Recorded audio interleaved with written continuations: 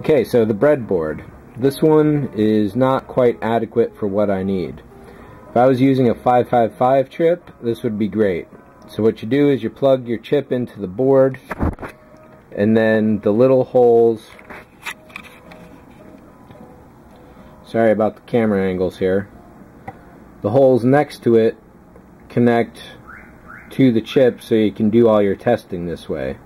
Holds the pieces in place, as you can see. You get a couple holes on each side so you can keep plugging stuff in. You can plug several things into the same pin and not have to worry about it. To step up from this, you would go to a circuit board, which would just be the holes. You solder all your stuff to that, and then you plug the chip in. Now in this case, this is only 5 across, and this is 8 pins. So obviously it's not going to fit this way, and while it does fit this way, you can't plug anything into it because the electricity runs side to side rather than up and down. So this breadboard is inadequate, so what I'm going to try and do is fight my way through reassembling this right here as I did this afternoon. And unfortunately it's just going to be really a tight hassle. So I'm going to have to set the camera down a few times. I'll try and zoom in a lot, or at least zoom in once, so you can see what's going on close enough. Let me go back to these directions again. So here's what this diagram means. You tie off your reset to the negative, so this kills that input. Then you have a resistor and your capacitor. The resistor and the capacitor are both linked on the clock. The resistor ties off to the oscillator 1. The capacitor goes over to oscillator 2.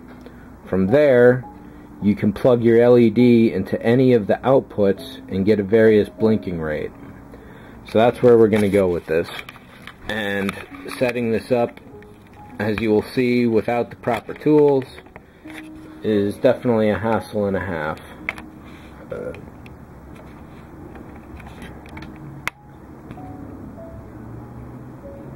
And it doesn't look like I'll be able to get some focus that close.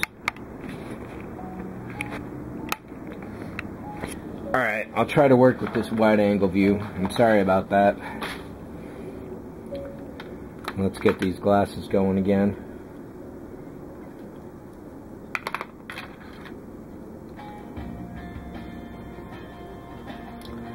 So we got our capacitor, we've got our resistor, and even though I'm going to be using these clips, I'm not going to be tying the other end off to anything.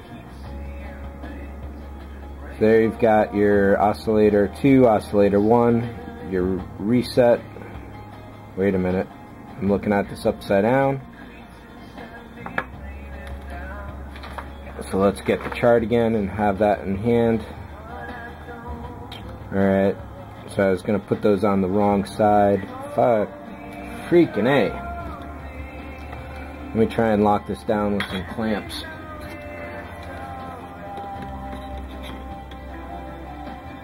So this should help.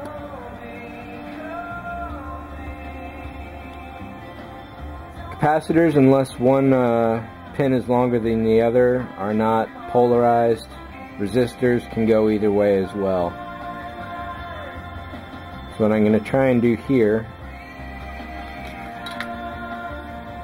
clamp these to the clock.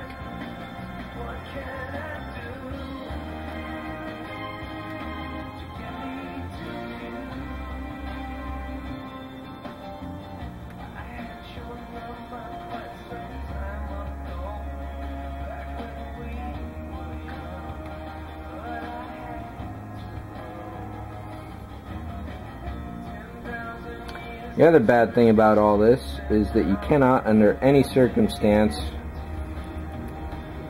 have this stuff cross. Cross circuits are a bad thing in all cases. So let's try this here.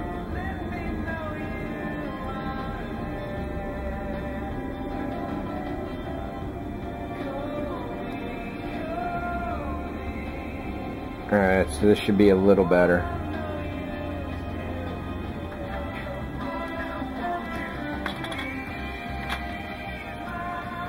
So I'm sure you can already see the benefits of having the proper tools on hand and ready to go.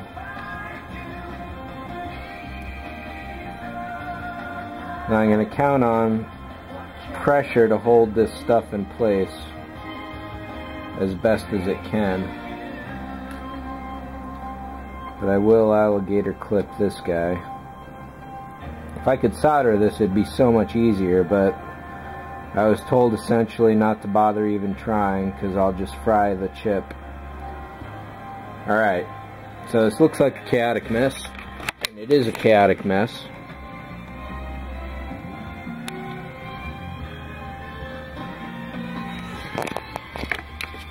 However, it should be working already. So let's test that out with this LED. And we'll go pin 4 and pin 6.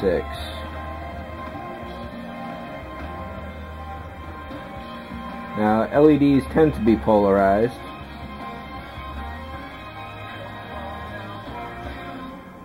So if I have the pins wrong, it's not going to work anyway. Alright, so we've got juice, but it's not what I'm looking for. Which means there's a crossed wire somewhere.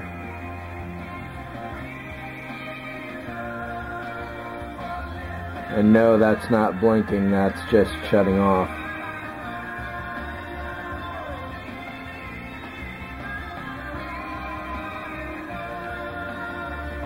It's also possible that I've already fried the chip. Oh, no, that's not the blink.